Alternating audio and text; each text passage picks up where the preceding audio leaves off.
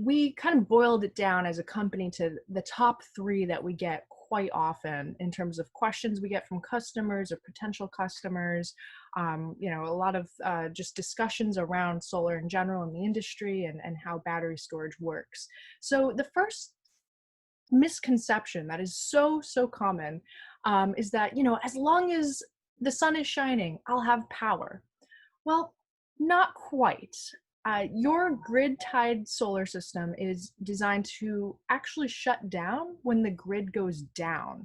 And that's actually, in a way, a law, because it's about safety. So it's a very good reason. What happens typically when there's an outage, especially caused by like an obstruction or something like that, a lineman will come out to work on it, to repair it, right?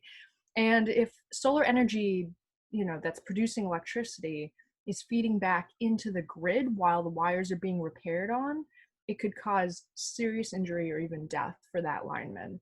And that's a risk that in this world we cannot take ever.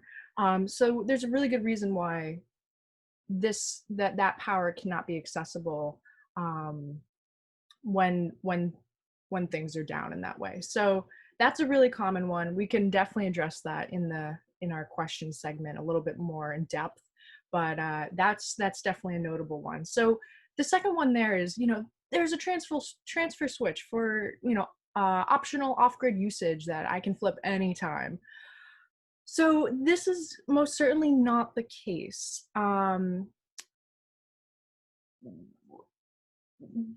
Most inverters are grid connected.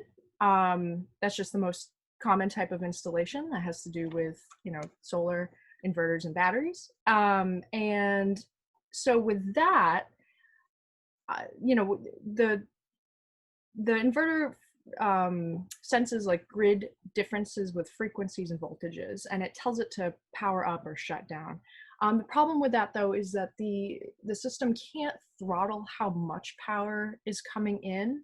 And so if the system doesn't have that type of insight, it can't actually regulate what it can handle. So that can really lead to a very dangerous outcome. It can also be really damaging to the system. And that's another thing we can address more in depth in our discussion. But yeah, that's definitely a very, very common misconception that we have, and we get from a lot of folks. And I'm just admitting a few more folks here. And then, so our third most common misconception is I can run a generator and my solar system at the same time. And the reason behind that is that it could completely fry the generator because, again, there's that regulation issue. So that's another really huge misconception, and something to note, especially in terms of safety and when you are investigating generators and things like that.